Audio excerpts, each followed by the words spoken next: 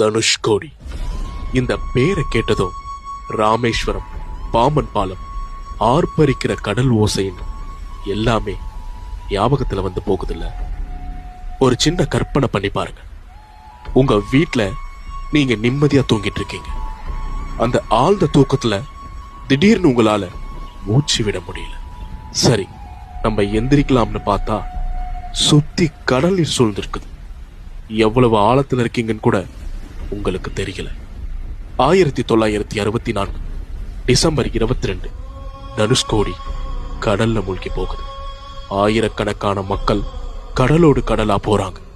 அவங்களோட அந்த அலறல் சத்தம் கடலை தவிர வேற யாருக்குமே கேட்கல.